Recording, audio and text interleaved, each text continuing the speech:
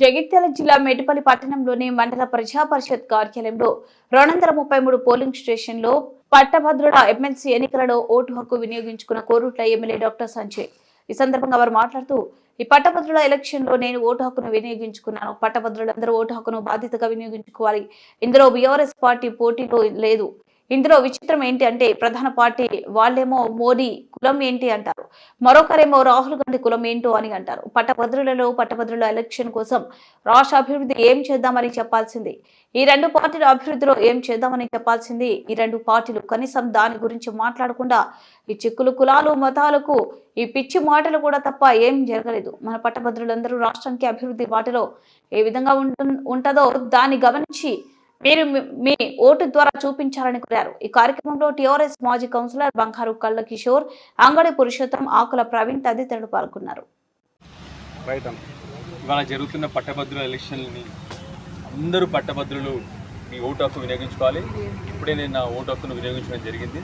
దయచేసి అందరం కూడా బాధ్యతగా వచ్చి మన ఓటు హక్కు వినియోగించుకోవాలని చెప్పి కోరుతూ, అట్లానే చాలామంది నన్ను అడగడం జరుగుతూ ఉంది, బీఆర్ఎస్ పార్టీ మరియు ఈ ఎలక్షన్లో లేదు కదా అని. ఎస్, బీఆర్ఎస్ పార్టీ లేదు.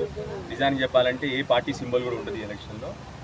ఒకటే విచిత్రం ఏంటంటే, పట్టభద్రుల ఎలక్షన్లో నేను ఈ మధ్య ఎలక్షన్ క్యాంపెయిన్ సరళి చూడటం జరిగింది. ఒక ప్రధాన పార్టీ వాళ్ళేమో మోడీ గారి కులమైందని అడిగింది, ఇంకొకరేమో రాహుల్ గాంధీ గారి కులమైందని అడిగింది.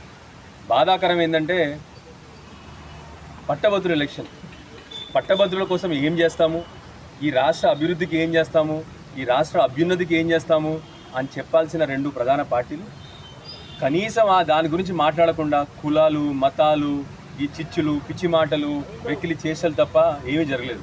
దయచేసి పట్టభద్రులందరినీ కూడా విఘ్నతతో ఆలోచించి మన రాష్ట్ర అభివృద్ధికి ఏది మంచి జరుగుతుంది, ఏ మాటలు అవసరము, ఎలాంటి పనులు అవసరము, రాష్ట్ర అభివృద్ధికి ఏం కావాలి, ఇవి ఆలోచన చేసి అందరు పట్టభద్రుల్ని విఘ్నతతో ఓటేయమని చెప్పేసి అందరినీ కూడా రిక్వెస్ట్ చేయడం జరుగుతూ ఉంది. అందరూ కూడా మళ్ళొకసారి దయచేసి మీ ఓటు హక్కును వినియోగించుకోండి. లేకపోతే పట్టభద్రులు వినియోగించుకోకపోతే ఓటు హక్కుని భవిష్యత్తులో మన రాష్ట్రానికి అది మంచిది కాదు. సో దయచేసి అందరు పట్టభద్రులు కూడా మీరు వచ్చి మీ ఓటు హక్కును వినియోగించుకొని విఘ్నతతో ఓటేయండి.